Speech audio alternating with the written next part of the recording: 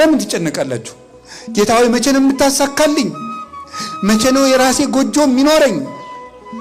የራሴ መጠለያ የሚኖረኝ? አከራዮች እኮ ጨቅጭቀው ገደሉኝ።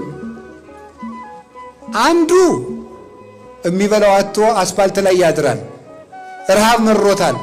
አንተ ደግሞ ለቤት ኪራይ የምከፍለው እያለ የአከራይዋ ጠባይ ነው የመረረ ወይ ጥጋብ።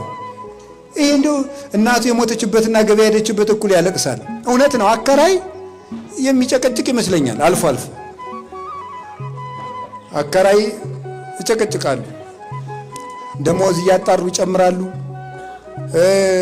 ሲወደድ ይጨምራሉ። እነሱ ያለ ቤት የተፈጠሩ አይመስሉም። እንደው ከእናታቸው ማህፀን ሲወጡ እንደው አንድ ቪላ እያያዙ የተወለዱ ነው የሚመስሉት፣ ሲጨክኑ ማለት ነው። ውጡ ሲሉ እናንተም ተው፣ በሕግ አምላክ ታረሙ፣ በመምህር አምላክ ቤት እግዚአብሔር ነው። ሰው ድሃ አታሰቃዩ። እውነቴን ነው። ተዛዝነን ዘመኑን እንለፈው። በወንድሙ የሚጨክን ለሱም ጨካኝ ሰው ይጥልበታል። ርህሩህ ሁኑ፣ ድሃ አትግፉ። ክርስቶስን ፍለጋ እዚህ እንደተሰበሰባቸው አውቃለሁ። መቅደስ ውስጥ ቁጭ ብሎ የሚጠብቅ እንደ ንጉሥ ቁጭ ብሎ የሚጠብቅ አይደለም። አስፋልት ላይ ያለው ድሃ ክርስቶስ ነው።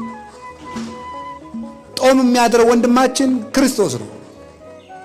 እኛ ሁለት አይነት ምግብ በልተን ሶስተኛው በመጉደሉ እያጉረመረም ጥሬ አጥቶ የሚያድር ድሃ ጎረቤታችን አለ። ያ ክርስቶስ ነው።